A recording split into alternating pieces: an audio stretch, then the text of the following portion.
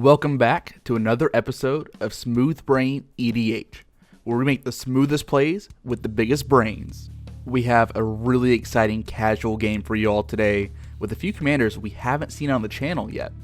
Starting off, we have Cameron with this Kodama Tormod partner deck.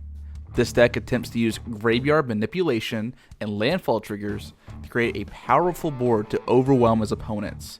His starting hand consists of a Bala Ged Recovery, Secure a Tribe Elder, Arcane Signet, Talisman of Resilience, Phyrexian Reclamation, Pitiless Plunderer, and a Snow-Covered Swamp.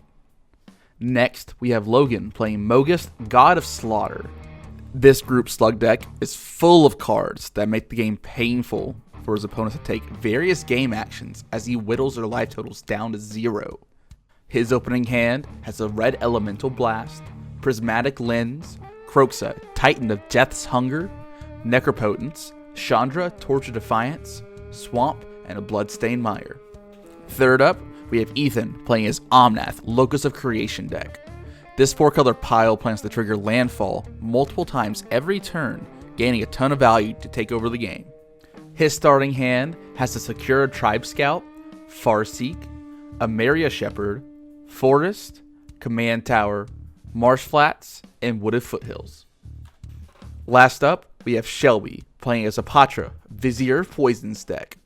This deck is chock full of ways to give creatures -1/-1 counters in order to trigger Hapatra and shrink opposing creatures.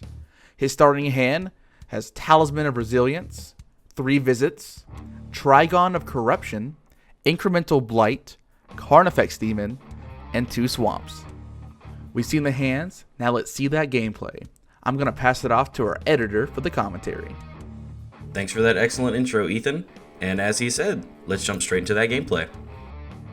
Looks like Logan wins the die roll, and he starts his turn off with a Bloodstained Mire and passes. On his turn, Ethan plays a Forest and then casts a Secure Tribe Scout before passing.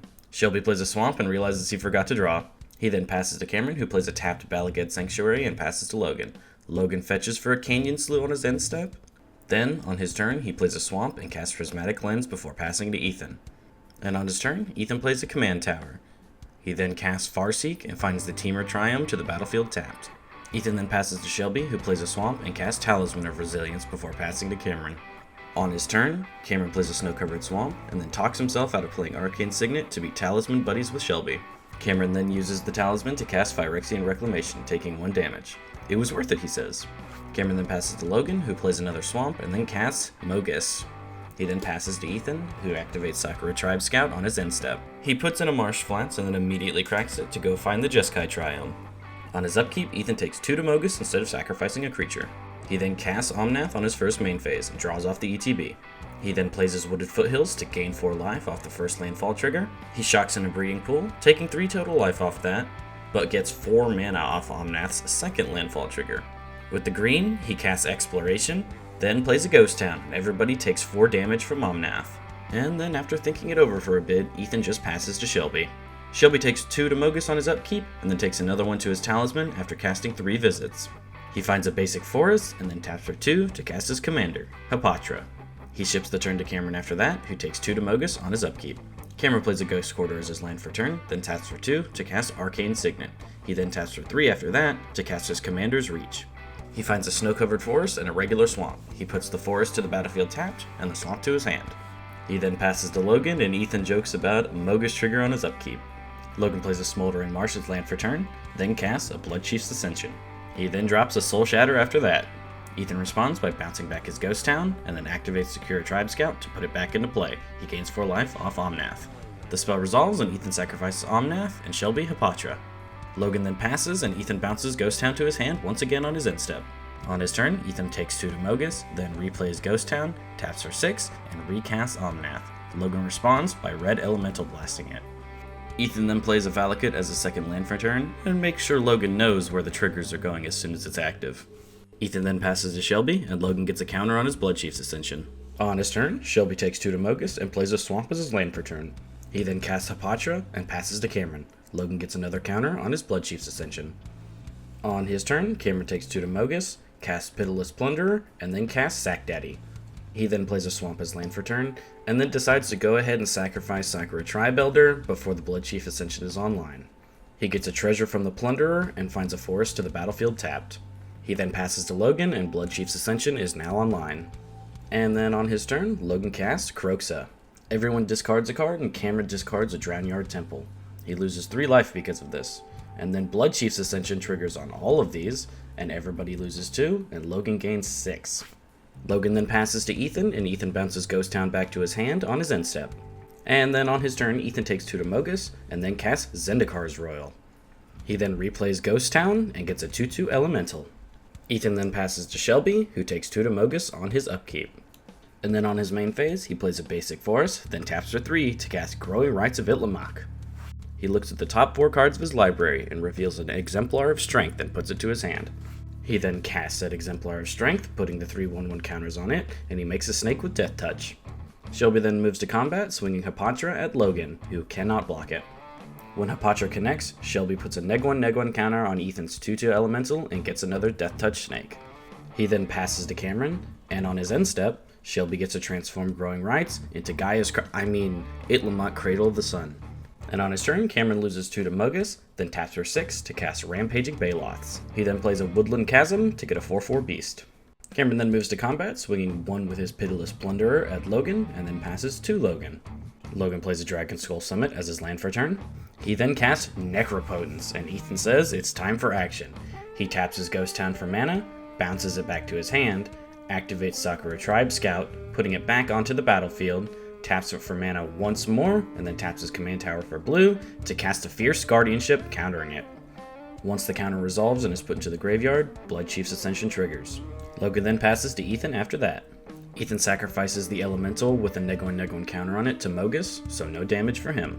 And then on his main phase, Ethan casts a Harrow, sacrificing a forest to find a snow-covered forest and an island to the battlefield. And because of the forest and the Harrow entering the graveyard, Ethan will lose 4 life and Logan will gain 4. And Ethan will make 2 more 2/2 Elementals. Ethan then casts Splendid Reclamation and gets 3 lands from his graveyard to the battlefield tapped, and he makes 3 more 2/2s. He then moves to combat, swinging his 1 non-summoning sick 2/2 at Logan, who takes it. Ethan then passes to Shelby, who sacrifices 1 of his snakes to Mogis. He then taps for 6 and casts Seshiro the Anointed. All his snakes now have +2/+2. Shelby then full swings at Logan and removes a counter from his Exemplar to gain a life. And so Logan takes 7, and upon connecting, Shelby puts a neg1 in Ethan's Sakura Tribe Scout. Ethan responds by bouncing his Ghost Town and then activating Sakura Tribe Scout to put it back into play, and he gets another 2/2. And Shelby also draws a card off of Seshiro. He then passes to Cameron, who on his end step activates Drownyard Temple's ability, returning it to the battlefield tapped, getting another 4/4. And then on his turn, he moves straight to combat, swinging 14 at Logan, who takes it.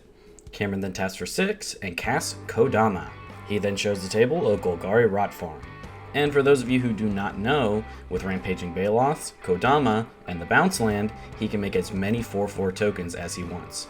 Since going truly infinite means the game would never end, Cameron decides to stop at 50 quintillion 4/4 beasts. He ends with the Golgari Rot Form in his hand, and then passes to Logan. Logan casts a Chandra Torch of Defiance on his first main phase, upticks her, and reveals a Roiling Vortex, which he casts. He then passes to Ethan. Ethan sacrifices a 2/2 to Mogis, and then recasts his Omnath for 8 mana and draws a card off the ETB. He plays a tapped Hollow Fountain, getting 4 life. He then plays a Verdant Catacombs to make 4 mana. He also gets 2 more 2/2s off of this. He then cracks Marsh Flats, Blood Chief's Ascension triggers, and he goes to find the plains, and everybody loses 4 life, and each planeswalker takes 4 damage. Ethan then passes to Shelby. Shelby sacrifices the snake to Mogis, then taps Itlamok for 4, taps for 2 black, and casts Carnifex Demon. And so the demon resolves, and Shelby pays a black to put a neg1 counter on each other creature. Hapatra then creates 50 quintillion and 17 1/1 Death Touch snakes. He then casts a Skull Clamp, and then ships the turn to Cameron. Cameron sacrifices 1 of his 50 quintillion beasts to Mogis. He then ponders if he should swing at Ethan and Logan, but decides against it because both of them could find a board wipe, and he can reset his situation because he would get 50 quintillion treasure tokens off of Pitiless Plunderer. And so he just passes to Logan. On his end step though, Ethan fetches with Wooded Foothills, Bloodchief's Ascension triggers, Ethan finds a tapped Steam Vents and gains 4 to Omnath. On his turn, Logan immediately upticks Chandra and reveals a Grim Tutor. Getting very excited, he immediately casts the Grim Tutor, goes and finds a Mind Crank, and casts said Mind Crank. Bloodchief Mind Crank is now online, and with Roiling Vortex, as long as someone doesn't remove it, everyone will die as the turns pass. Logan then passes, and on his end step, Ethan ends things on his own terms by fetching. The turn passes to Shelby, and on his upkeep, he makes more snack, and then dies to Mind Crank combo.